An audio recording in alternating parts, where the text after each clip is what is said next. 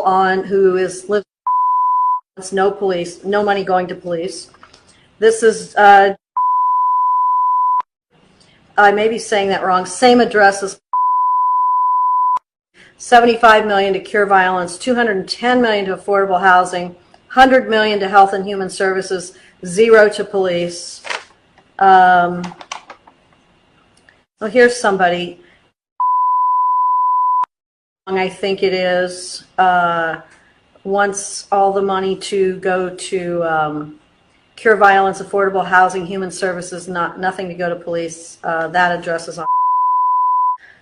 Here's someone.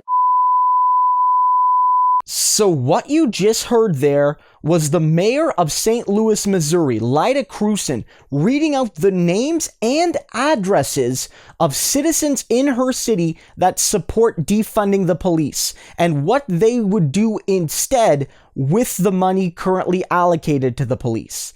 This is absolutely terrifying. From my perspective, this is the mayor of one of the United States' biggest cities reading out again the names and addresses of people who back a controversial policy. These are not fellow politicians. These are not public figures. These are citizens. And of course, this clip bleeps out the names. I wouldn't want to perpetuate the naming of these people. The fact of the matter is, however, the mayor of this city, Lyda Krewson, put these people in danger. Absolutely.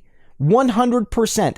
Their lives, their homes, their families, their neighbors probably as well, are now put in danger because of what she did. And she's tried to apologize, but her apology was half-hearted at the absolute best. I'm going to read you out what she said on Twitter. I'd like to apologize for identifying individuals who presented letters to me at City Hall today.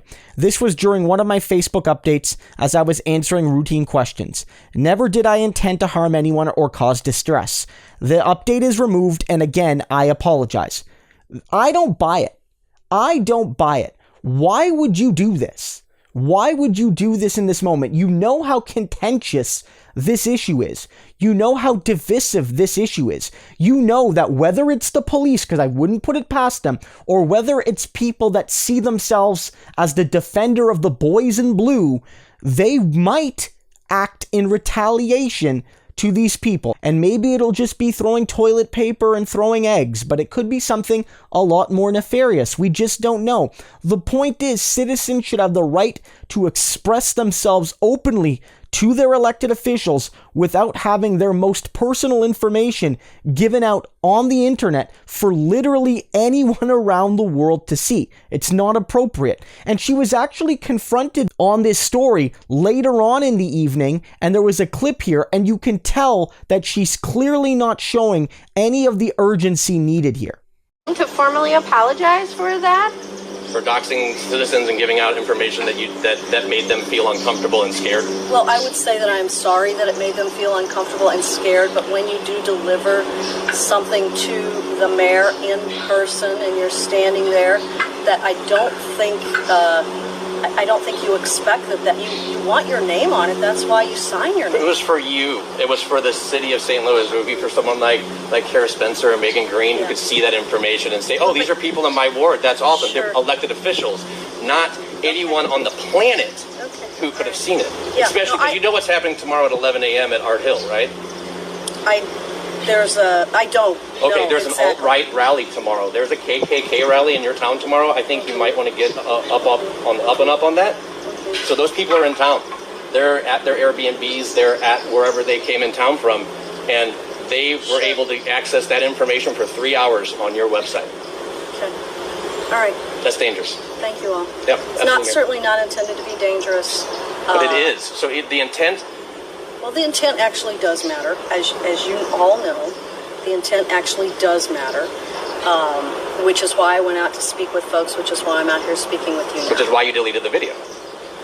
Yeah, I deleted the video because I think I said to you a few minutes ago that it certainly was not the intention to make anyone uncomfortable.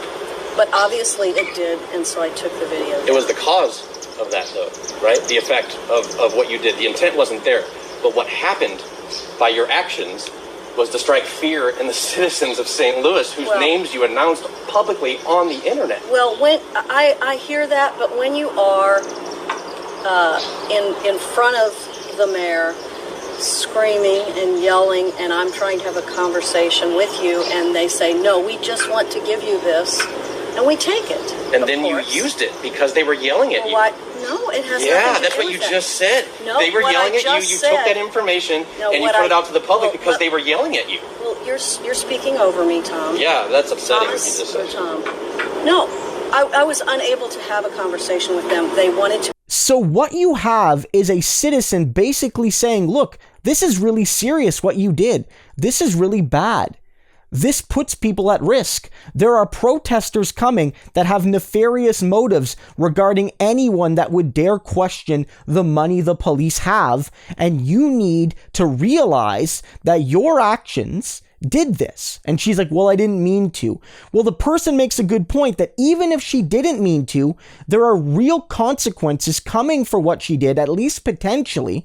And as the mayor of a large city, she's above merely saying, I didn't mean to. I get what she's saying hypothetically. Maybe she didn't intend to do this, although I really question her credibility on that regard. My Occam's razor, opinion, my Occam's razor analysis here is she knew exactly what she was doing. She knew exactly what she was doing when she read out these names. And just because she deleted it, now everyone's going to be scared to actually bring forward controversial ideas and claims to the city council and mayor of St. Louis, because who knows if she'll ever accidentally read out their names and addresses again.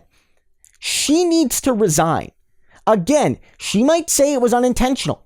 Maybe it was. Again, I'm skeptical. But even if it was, this action fundamentally put at risk the health and safety and humanity and dignity of some of her citizens.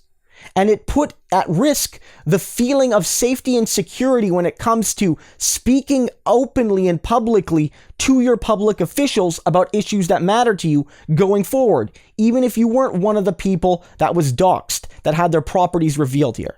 The only course of action that she can take that underlines the severity of what she did is to resign immediately and apologize to those people regardless of her intent. I'm not expecting that to happen, but as long as mayors are essentially colluding with police and with the supporters of police to silence those that even just want to defund the police, we're not going to get any meaningful progress towards social, political, economic, and racial justice in America.